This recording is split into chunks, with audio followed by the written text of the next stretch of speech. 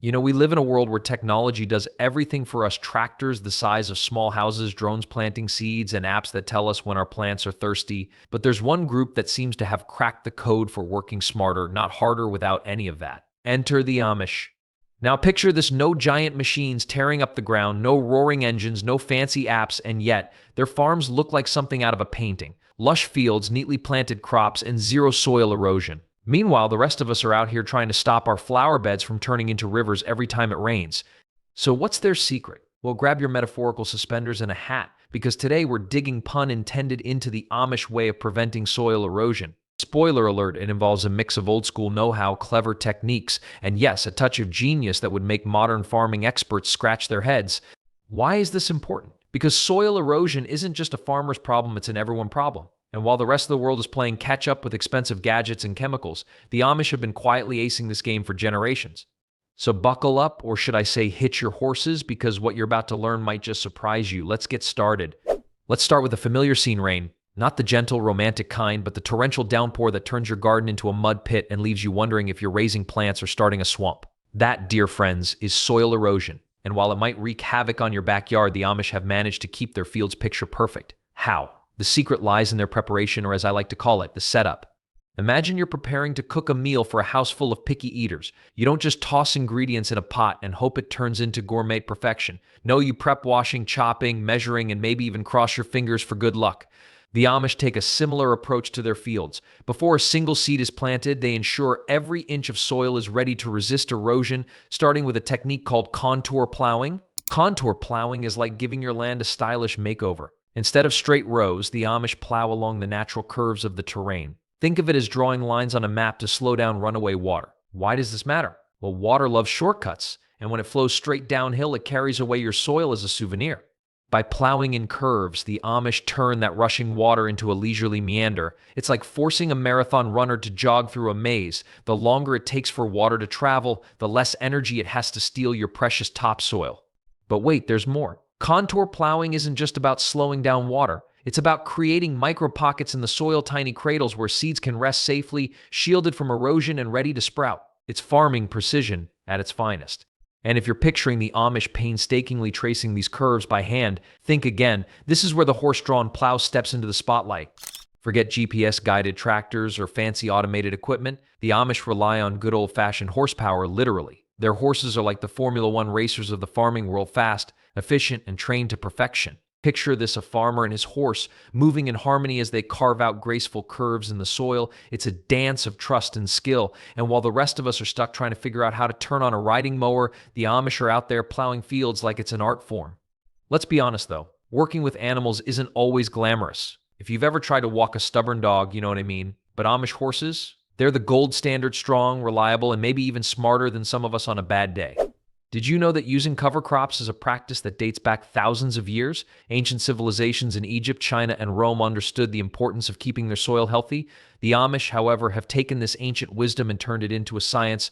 While modern farmers often rely on chemical fertilizers to achieve similar results, the Amish stick to natural methods. It's like comparing a home-cooked meal to fast food. Both will fill you up, but only one leaves you feeling truly satisfied.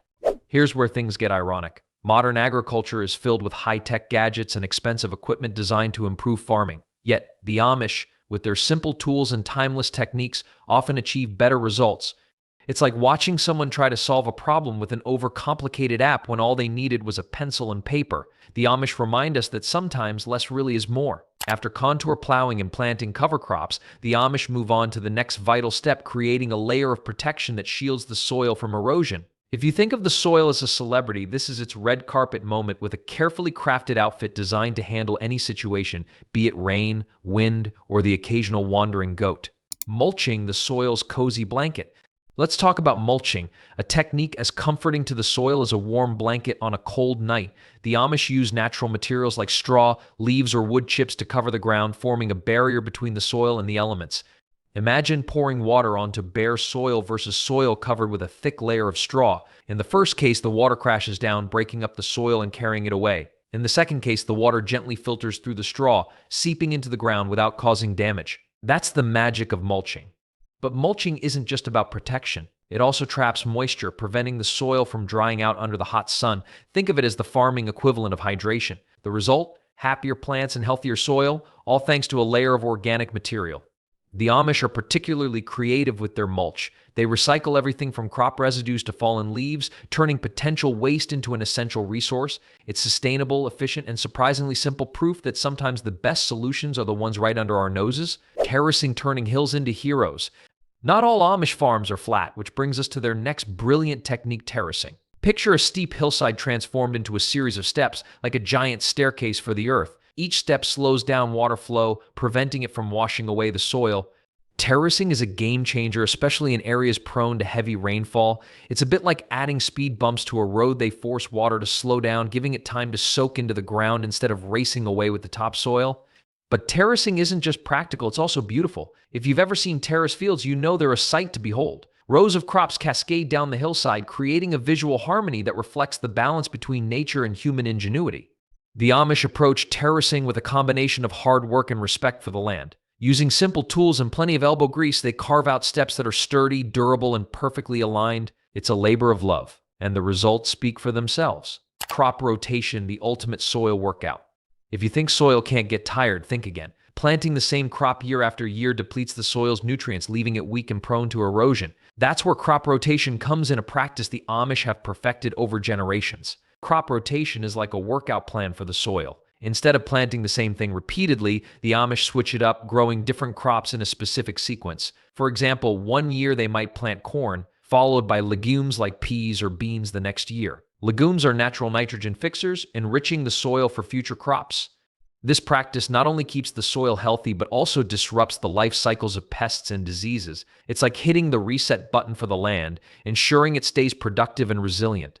What's fascinating is how the Amish incorporate their deep understanding of nature into crop rotation. They observe the land, study the seasons, and adapt their methods to suit the needs of the soil. It's a holistic approach that combines science, tradition, and intuition. Living fences, nature's guardians. Another layer of protection comes in the form of living fences. Instead of using metal or wooden barriers, the Amish plant hedgerows of trees and shrubs around their fields. These living fences serve multiple purposes. Windbreaks, they shield the soil from strong winds that can blow away the top layer. Erosion control, their roots hold the soil together, preventing it from washing away during heavy rains. Biodiversity boost, they provide habitat for birds, insects, and other wildlife, creating a balanced ecosystem. Living fences are a testament to the Amish philosophy of working with nature rather than against it. They enhance the land's natural defenses while adding beauty and diversity to the landscape. The humor in hard work. The humor in hard work.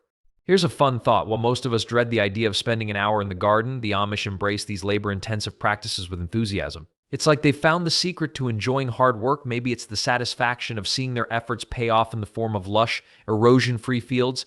And let's not forget the irony. Modern farming relies on expensive equipment and chemicals to achieve results that the Amish accomplish with a shovel, a horse, and a little ingenuity. It's like watching someone spend hundreds on a fancy gym membership while their neighbor stays fit chopping wood and carrying water.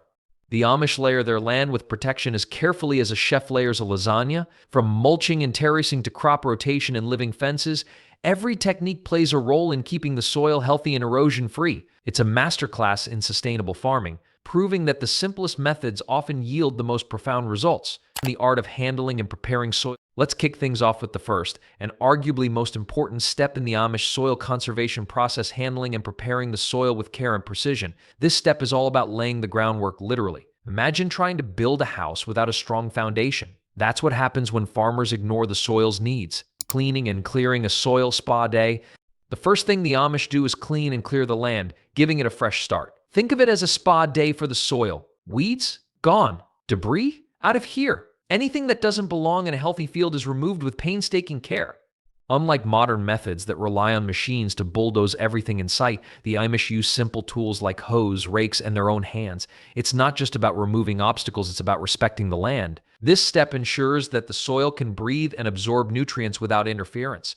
And here's where the Amish humor comes in. Imagine an Amish farmer holding up a weed and joking. This one must have had dreams of being a tree. It's a little humor to lighten the workload and remind themselves of nature's quirks.